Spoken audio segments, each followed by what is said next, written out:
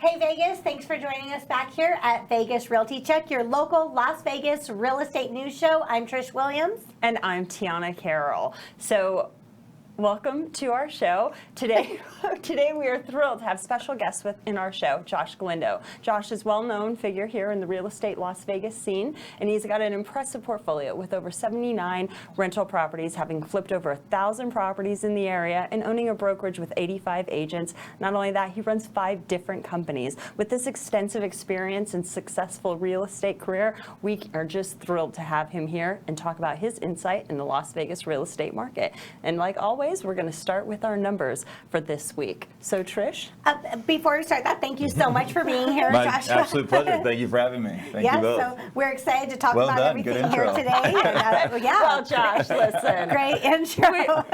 You're kind of a staple in the valley. We got to give you the goods, right? Yeah. So, but let's open up with our numbers.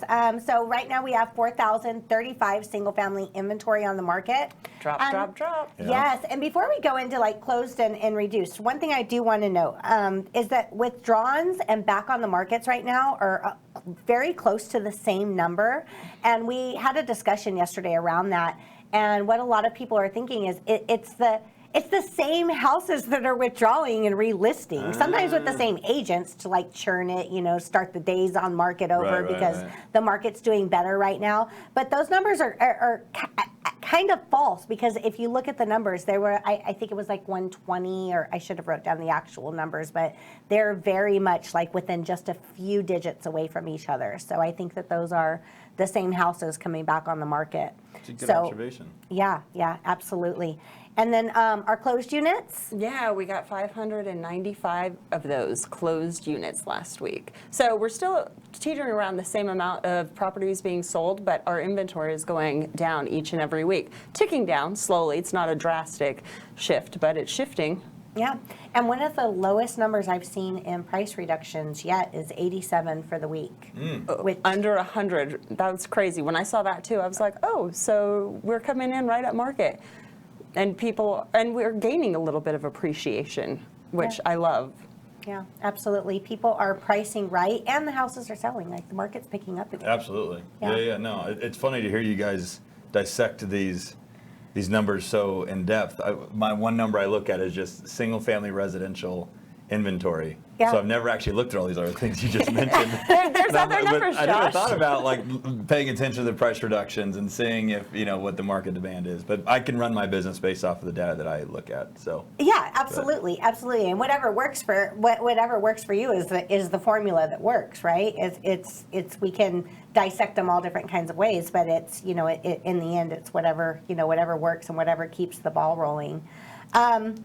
In news this week, we had Las Vegas now has one of the most expensive rentals on the market. Before it was $23,000 per month, but now we have another rental that just hit the market, luxury home in Henderson, $100,000 per month. Now, whoever is renting this home, I need to go over a rent versus buy calculator with you.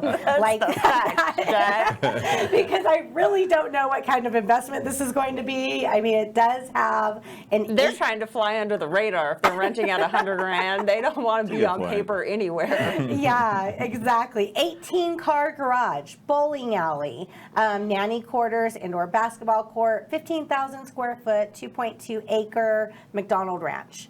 Again, though, $100,000 a month, I think that we could put that money to better use. in Yeah, we owning totally could. Real estate, but hey, do you, yeah, right? yeah. It's not my model. Yeah, not my model either. I'd rather have a bunch of little properties than rent something. Yeah. Especially for that amount of money. Absolutely. And so we're looking at 7.7 weeks of inventory right now on the market. On average, we're selling more than we're listing right now. Mm-hmm. And what's interesting to me is we still have buyers scared of rates. It's like, crazy. well, how is this still like they're not seeing this? So people that are investing and they're seeing what's going on in the market, they're still investing. I still get the investor calls, of like, hey, cash offers, do you know anybody that wants to sell or Everybody's whatever. looking for property. Oh yeah. Yeah, absolutely. Yeah. You are too. Yeah. That demand shot up real quick. Absolutely. I was putzing around in December, getting my pick of the litter, and then in January it was like all of a sudden it was like, wow, we got to be more aggressive. We had to adjust our spreadsheets. We had to adjust all kinds of things to be able to acquire more property, more investment properties. To be clear for your audience. Yes, and Joshua, that leads us right into what we're here, and we want to hear what you have to say about this. So tell us a little bit about you, and then about what your perspective is of this going on here. My name's Josh Galindo. Yes. I am born and raised in Las Vegas. I own a brokerage called Galindo Group Real Estate. And with all due respect, we have 97 agents that trust us to. Wow, I was giving bad information. All right. It wasn't bad information. We've had a growth spurt. So Galindo Group Real Estate. I'm a broker. That's how many agents entrust us with their licenses. Father of four. My primary real estate business that I focus on is investments, flipping homes, rental properties. And then obviously running other types of businesses that are real estate related. Mm-hmm. But what do I think about what you just said? I think that there is a small window here because the media is starting to change their narrative around what the market's doing. Always if 3 we went months back, behind. right? So if we went back, let's call it 90 days, 3 months. It was all doom and gloom. Markets falling apart. And arguably it was adjusting. I never thought it was going to fall apart. I knew it wasn't going to fall apart. I thought Dave Ramsey, as goofy as he sounded when he's like, the houses are not going to drop, but with his southern accent, he was right. Yeah, absolutely. And they adjusted, don't get me wrong, but there wasn't going to be a crash. No way. Anyway, so now the narrative is switching, where there's little sprinkles of positive news out in the media that's saying home prices are either stable or appreciating, to your point, and it's still kind of quiet right now. So now I believe is actually the time to take advantage of that, because I think in another 90 days moving forward that there's going to be an abundance of that news. Yes. And then there's a frenzy, and now before you know it, you're not getting closing costs paid, you're not getting buy down points, you're not going to get, I just had an agent in my office paid $25,000. I don't want to misquote. The number in my mind is saying 45,000. I think it was 45,000 over list is what it ended up going to, with a 25,000 over appraisal agreement. Yeah. Willing to pay. So I'm like, it's back. We're seeing multiple offers Yeah. again. I'm seeing it on many different properties. We look at a property where even making an offer asking for closing costs, and they're like, yeah, but there's 3 others. Yeah. Okay, so that window's gone. That part's gone. It closed. Yeah, and it depends upon what price point you're looking at too, right? Because those single families that are under like 400 flying off the shelves, doesn't matter. They're getting multiple offers. You can't get concessions like you could back in December and January, February even. Yeah. So, go ahead, please. And again, like what you said, the media is, I seen a headline that said, home prices are dropping, but they were talking about January's numbers. Well, that was 3 months ago. And the media sometimes gets their data from nationwide data, and that is not so different what's happening here in the Valley. Absolutely. Yeah. I think the best way to get a real read on the market, if you're living in Las Vegas, you're looking to buy in Las Vegas, is you have to call a realtor in Las Vegas. Yes. And go, what's happening in Vegas? Yeah. Because you cannot use national news. You can't, and you guys both understand this. There's a market, then there's a sub-market, so like let's call it Summerlin. Then there's a sub-market of Summerlin, like the Willows, and then inside the Willows there's like little pockets, and all of those things can change. There's no way to look at real estate in a blanket perspective and then assess a proper judgment of what it's doing. Yes. It's so general that it's almost unapplicable. Yes, Agreed. absolutely. And even when you look at, when we look at inventory numbers, when we're looking at single family inventory and we pull those numbers, our MLS will pull per rump. Sure. Which is not relevant. Not the same market as Vegas. Exactly, just different. So when we report the numbers, we have special maps that we draw to draw these numbers from. That way we're reporting just what's happening in the Valley. We include Henderson because that's relevant. Totally. But we include just Las Vegas Valley instead of all of the other numbers. So if you are looking at numbers and trying to fact check us. I know, I have to say those same things. Yeah, you're going to see a little bit of difference Right, there. we've taken out because townhomes, there's no condos, we're only looking at single family, and we are just in the immediate square. We don't even go to Boulder City. Not even Boulder City. And it's close, yes, but their market's different. Totally different. Yeah. So that's where we pull our numbers from, because we want to report what's happening here in the valley. Yeah. Not on the outskirts. So. And the numbers are just the basic indicator. Yeah. Something that you said that I found that I don't know if I would necessarily agree with in an obviously very respectful way was you said that it wasn't that the inventory is declining, not quickly, but declining. In my opinion, I would argue that I think it's actually declining rather quickly. It was a short while ago. You know, you're not wrong in the sense that maybe 25 units compared to yesterday. Yeah. But I mean, when you take this times seven days in a week, times 4 weeks in a month, and you add up 10 to 25, some days are 33 to 45 units less.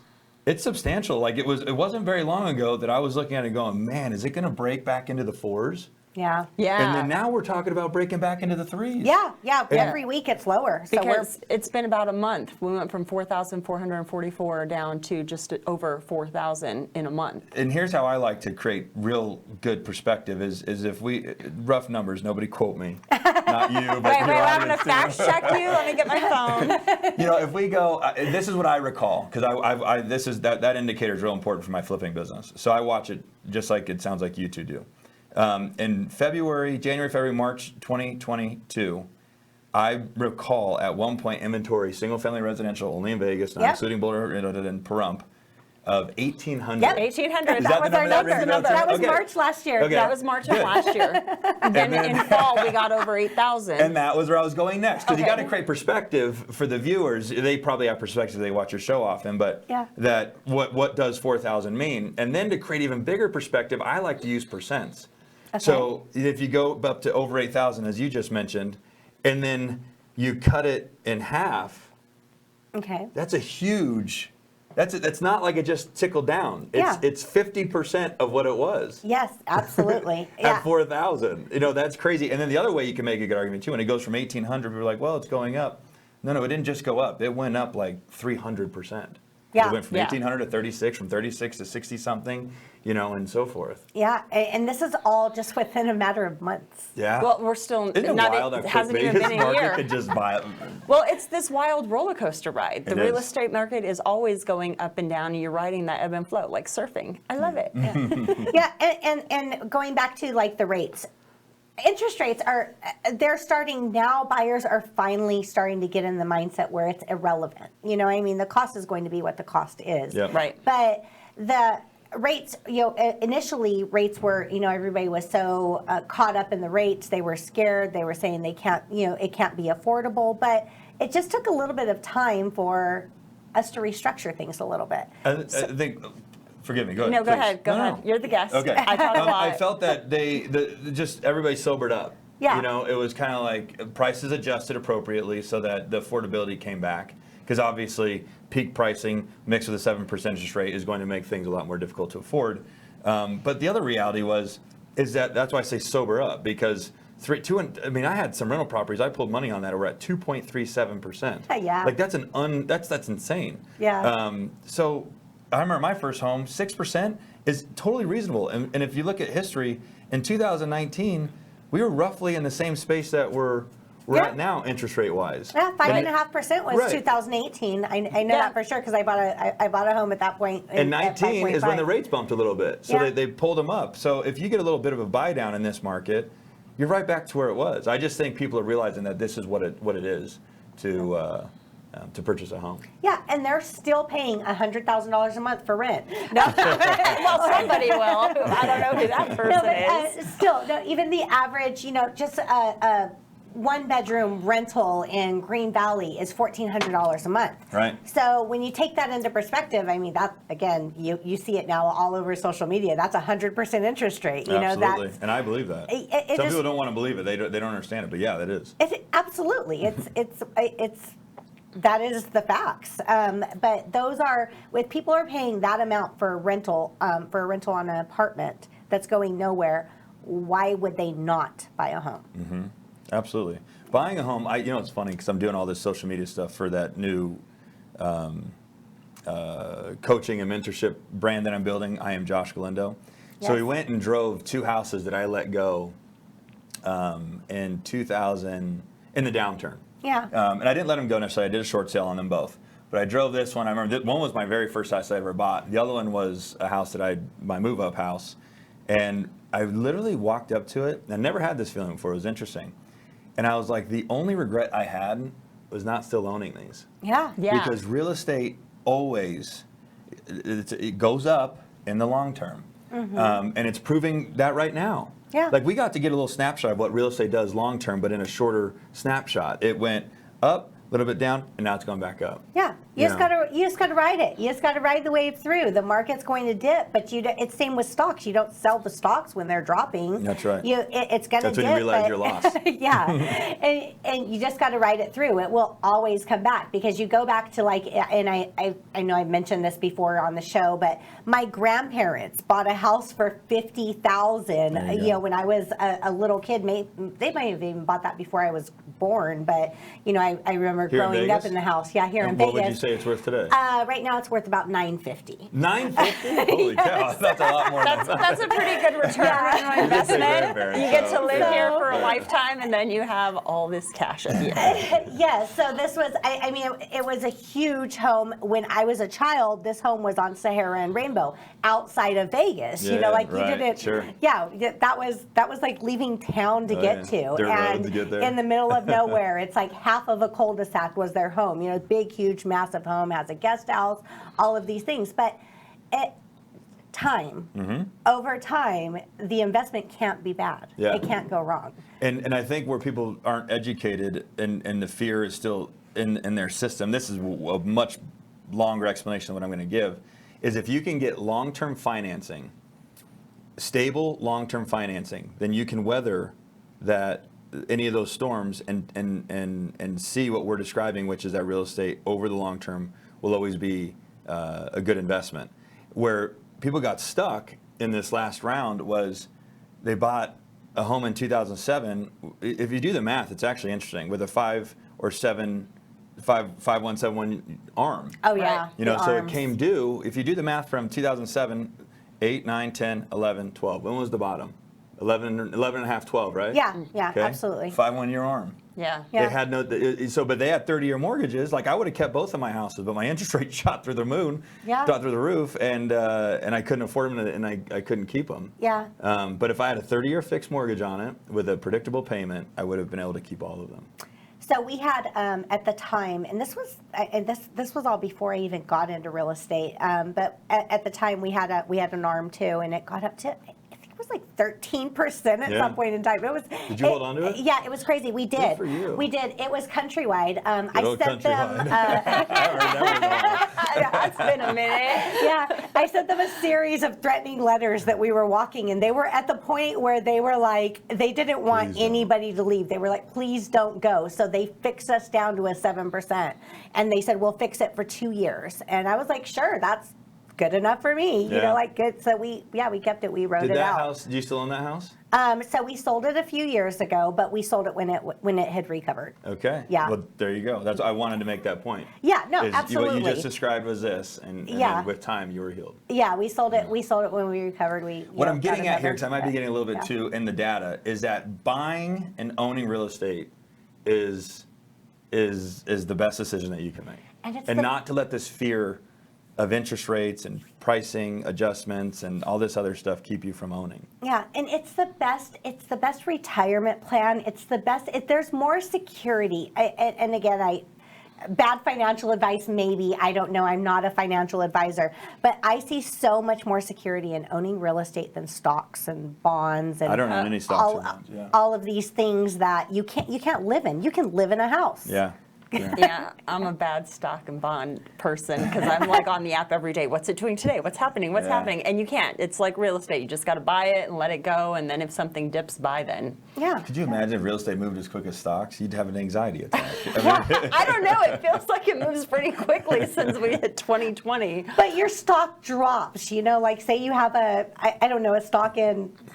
Name a stock. I can't American think of Growth one. Fund. Okay, so you have that. Your stock's going down, and you're like, oh, I'm going to throw a renter in there. That's not going to happen. No. So I can recoup some of the funds from losing on it. No, but you can do that with real estate. I know. You can still get income coming through, even if it's dipping. Yeah. To help like offset the cost. So Yeah, no, those are the facts. In Yeah. March of 20, when the market crashed, I was like, stocks, buy them all up, let's have them all. And then they went way up, and I was like, oh my God, I'm more than doubled my money. And then they went way down. I was like, this is the worst. yeah, I'm like, yeah, that we should have have just some, been right? a condo. I could put a renter in it. If I would have bought it in 2020, I would have made more money. Yeah, you'd have done real well. Yeah. Yeah, we have some. I won't look at them. Now I'm gonna just cry in the coffee. Figure it out when we need them. Honestly, I own 0 stocks. Really? I'm all real estate. I'm Yeah. all real estate. Yeah, and that's that. I mean, Teach obviously, their own, but it's my game. It's great. Joshua, tell us a little bit about this. I see your signs. I'm on, I drive the 215 all the time, so I see your signs. Yes. You're on billboards. I'm starting to see you everywhere on social media.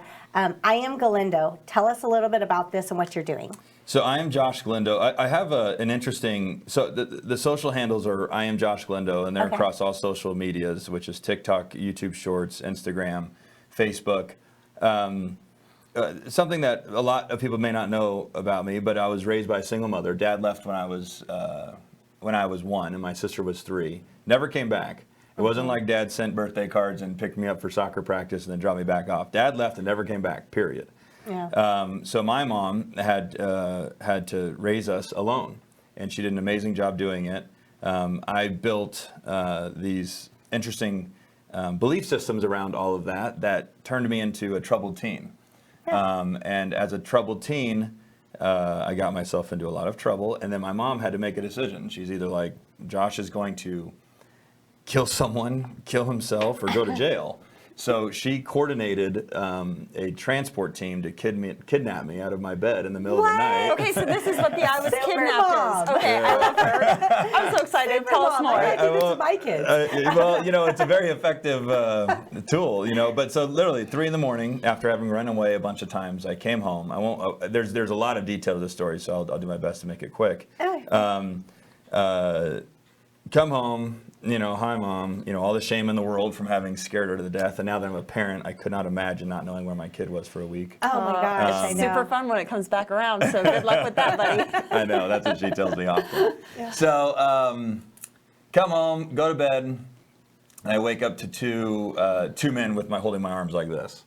And I'm, obviously in a state of shock. It was 3 a.m. They tell me, get up, get ready, we're taking you. They put me in knee braces because it was their understanding that I could run fast, and so that's a way to stabilize me. Get ready. You're in like this state of whatever, and you got to remember I'm 16. So disoriented. Yeah, you're disoriented, and I became a transport. So it may sound crazy, but I transported many kids, and it's the same game. They wake up, they don't know where they're at. They only got 16 years worth of life experience. They don't know what's really happening, but you just kind of shuffle them out. Anyway, so they locked me in, threw me in the back of a car, threw me a pack of cigarettes to wind me. I'm thinking, man, these guys are nice. But when I became a transporter, that's one of the techniques is you try to give them that they'll smoke them to death, and then if they try to run or do anything crazy, they got no energy.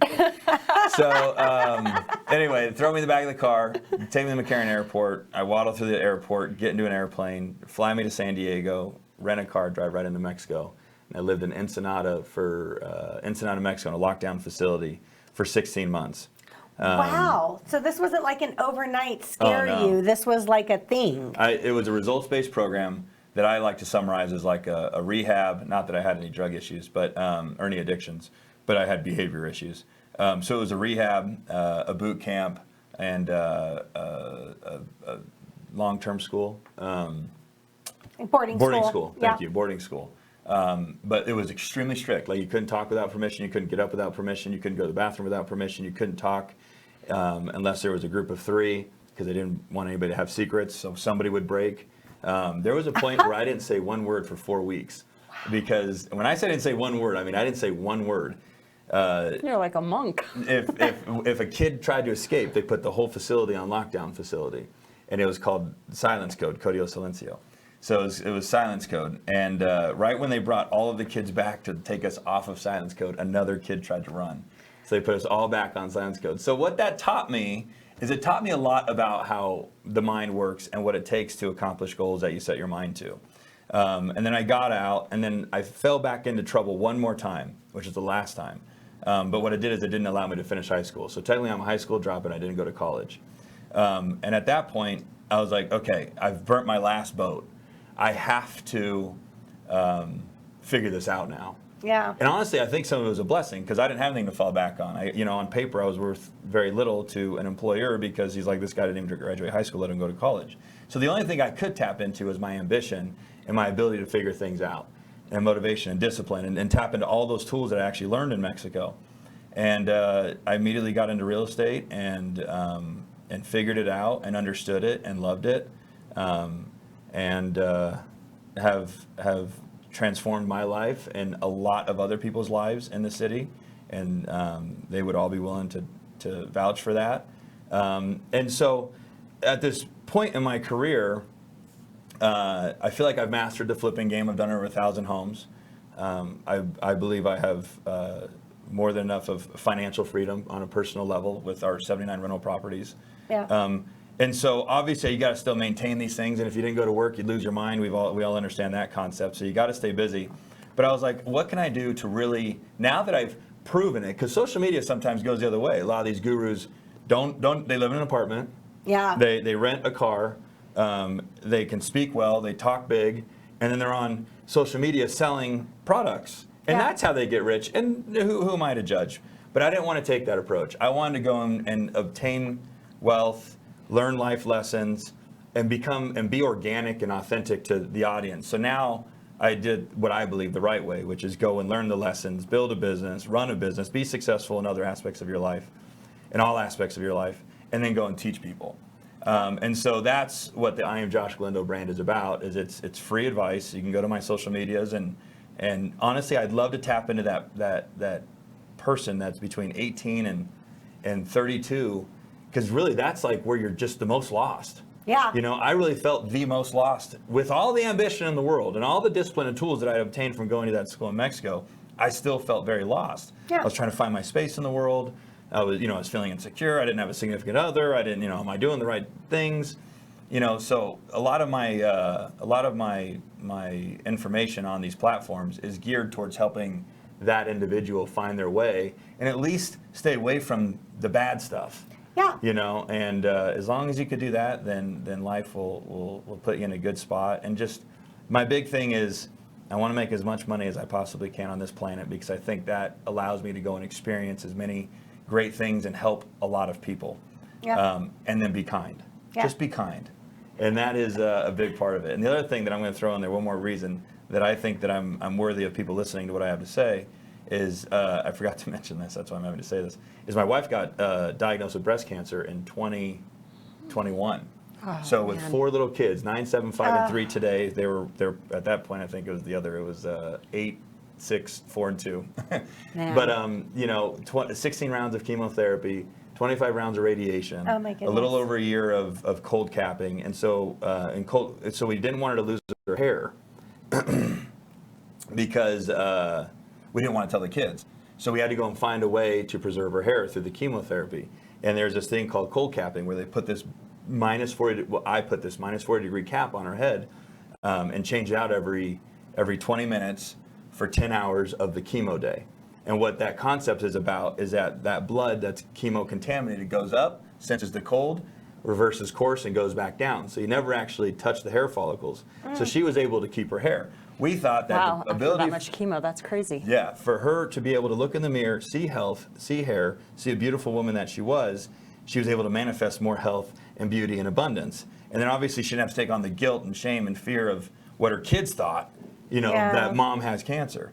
With that said, which is what I'm getting at here, we developed a nonprofit called Galindo Gives. And Galindo Gives sponsors, because it's an expensive process. Yeah. We Facts. sponsor women or men, whoever, that wants to keep their hair going through cancer.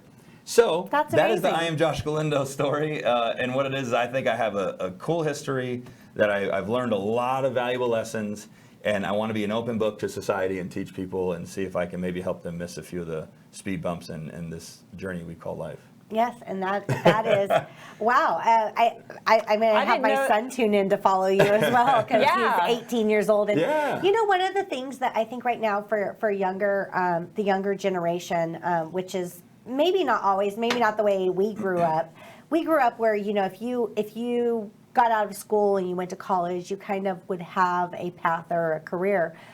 College these days isn't really the value of setting them up like on the right path towards making their own income or becoming successful. College isn't really providing that anymore, and there may be people that don't think that way, but that's really what I'm seeing. So like my kid's just out of school, 18. He doesn't want to go to college, and I don't want to push him into it because he's got to find his way. Yeah. But it is that young. What do I do? What am I going to do right now? That direction is really hard. It's a struggle for. Yeah, I agree 1,000,000%. I think that there's a few things that I'll add to that. Is one, I agree with you. You don't need college unless you're going to be an attorney, a doctor, an engineer, something that you need education. Absolutely. If you're like, I'm going to go to college for business, go work for somebody. And that's the other thing that I think is ruining some of these kids that are young.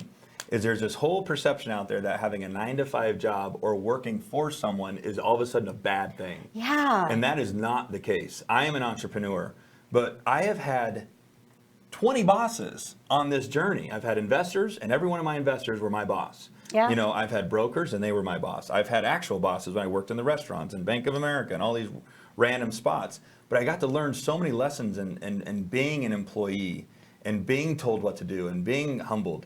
A lot of these guys are like, I'm never going to work for anybody. This guy on TikTok told me that if I work for someone, I'm a loser. Yeah. And that is such a bad statement to make. Working for someone is absolutely a part of the journey. And when it is your time, you will be your own boss. Right. But you've got to learn how to be an employee first. Yeah. Then you can be your own boss. Right. Yeah. My son's interested in audio engineering, so one of the things that it's like the first thing, he found a studio and he just went. He went to them and he said, "I'll work here for free. Just What a killer mindset. Let me learn. Yeah. Let me learn." And that's what he's doing. And he is more dedicated to that than his actual job that he has, because it's just that the passion of learning and everything. And that's free education, Yeah. and they see it as free labor. But Sure, it's a win-win. They're probably loving it. Whatever. Yeah. So it is the. But yeah, that is, you have to have that, and that's a lot of kids these days just don't see things that way. No, they don't. I don't know. I don't know. My youngest is 23, and his entire generation is so impressive to me. They are so aware of things socially. They are following their own paths. They're true to themselves. They're everything I want my kids to be, and I think that the future's awesome with them. They're doing amazing things. Do you feel? Are your children that way as well? I'm assuming Yeah, they are. yeah, Okay. yeah. No, I my would children, say that's they're great friends. parenting, that you've created amazing Okay. children that have Well, attracted more amazing children to them. I think that's a No, reflection of you. I think. Well, I appreciate the compliment, it. but It's I'm not going to just a tell you, my compliment, I think. kids are who they were from the moment they were born. But I think being in an open household where we talked about things and we were always thinking outside the box and stuff definitely was a help. But I think as a generation, being exposed to information their entire lives and seeing like 9/11 and the crash and of the real estate market and pandemics and all the things that they've experienced, they have a much different mindset. Like when I was having babies at his age right now, but when I was in high school, I was a fuck up, right? And then they're not. He's like, they, as a group, a generation, they're doing their work, they're moving forward, they want to make strides in society. So I think for those who aren't blessed to have found that tribe yet, your service would be amazing for that. Because it sounds exactly like that's the service that you're providing. That is totally. Yeah. So that's the So I am Josh how Galindo do we brand. find you? I love it. It's at I am Josh Galindo. Galindo. Okay. At I am Josh Galindo. You could just Google Josh Galindo and you'll find a bunch of different things. You'll find me if you just type in Galindo, Las Vegas. Yeah, you're You're pretty popping easy up to find, everywhere. dude. You're pretty easy to Are find. we wrapping up? Yes, we okay, are. let me make one more point about. Sure. So I love that you gave me that opportunity to talk about something unreal estate related, but something that I want to point out for your audience to add value to them on the real estate space that I don't think is talked about enough. Real estate stays in a box. Mm-hmm. It never leaves the box, and there's two components to the box. There's interest rate and there's value of property. Yes. When the interest rate goes up, the value of the property goes down. Absolutely. When the interest rate goes down, the value goes up. The only thing that you can change in that box once you secure your purchase is the interest rate. You can never go back and so, hey, seller, 2 years later, I paid $400. Can you give me $100,000 off now? You can't change the value. Once you've purchased your property, the value or the price you paid is what it is.